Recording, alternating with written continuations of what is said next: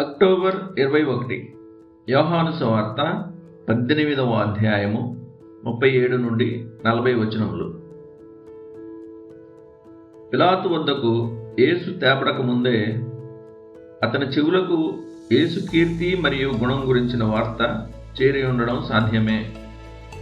మన ప్రభువు చేసిన అలాంటి అద్భుతాలను గురించి యోదయ ప్రధాన అధికారి భవంతిలో ఎన్నడూ మాట్లాడుకోలేదని భావించడం కష్టమే. లాజరు తిరిగి లేచిన వార్త అతని సేవకుల మధ్య ఖచ్చితంగా నివేదించబడి ఉండొచ్చు. అలాగే ప్రభువు యెరూషలేములోకి జయంతో ప్రవేశించినప్పుడు వేలాది ప్రజలు రాజుగా వచ్చేవాడు ధన్యుడు అని పలికిన మాటలను సైనికులు, పిలాతు, కాపలా అధికారులు గమనించి ఉండొచ్చు. ఇవన్నీ విన్న పిలాతు ప్రభువును గురించి ఆశ్చర్యపడేలా చేశాయని మనం భావించగలమా? దుష్టులు తరచూ చాలా మూఢభక్తి గలవారు. దయనీయమైన, దౌర్భాగ్యమైన రోమా గవర్నర్ పిలాతు గుణం ఇక్కడ నుండి స్పష్టమైన వెలుగులోకి రావడం మొదలైంది. తన ముందున్న విషయంలో ఏది సరి అయినదో తెలిసి కూడా తన జ్ఞానం ప్రకారం ప్రవర్తించకుండా పూర్తిగా నైతిక ధైర్యాన్ని కోల్పోయిన ఒక వ్యక్తిని మనం చూస్తున్నాం. మన ప్రభువు అమాయకుడని తెలిసినా కూడా అతన్ని నిర్దోషిగా ప్రకటించి యూదులను అసంతోషపరిచే ధైర్యం చేయలేకపోయాడు.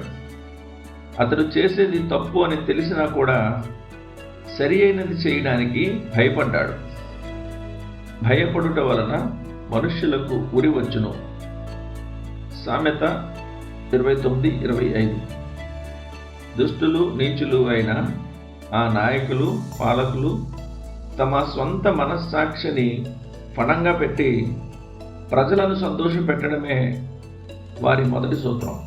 అల్లరి మూకను గాయపరచడం కంటే తమకు తప్పు అని తెలిసిన దాన్ని చేయడానికే వారు సిద్ధపడతారు. తమ పాపాల కారణంగా అలాంటి పాలకుల చేత పరిపాలించబడడానికి అప్పగించబడిన దేశాలు దౌర్భాగ్యమైనవి.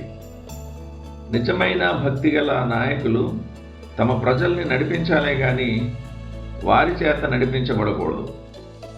వారు సరి అయినది చేసి ఫలితాలను దేవునికి వదిలేయాలి. ఎంత మూల్యమైన లోకంతోనే కొనసాగాలనే దృఢ నిర్ధారణ మరియు మనిషి అభిప్రాయాలకు భయపడడం అనేవి పిలాతు గుణంలోని ముఖ్య సూత్రాలు. అతని వలె అనేకులున్నారు. అల్లరి మూకను కట్టడి చేయటానికి బదులు విధులను ఎగగొట్టి బాధ్యతను వేరే వారి మీద వేసే ప్రయత్నం చేసే నాయకులను చూడడానికి మించిన అతి సాధారణ విషయం మరొకటి లేదు. ఇక్కడ క్లుప్తంగా పిలాతు చేసింది ఇదే. యూదులకు ఇచ్చిన జవాబులో ఈ విషయం నేను ఇబ్బంది పడదలుచుకోలేదు, నా జోక్యం లేకుండా మీకు మీరే ఈ విషయాన్ని పరిష్కరించుకోలేరా అనేది పిలాతు భావం. ధ్యానం కోసం క్రైస్తవులు పిరికివారిగా ఉండడానికి పిలువబడలేదు కానీ ఆత్మలో ధైర్యంగా ఉండడానికి పిలువబడ్డారు.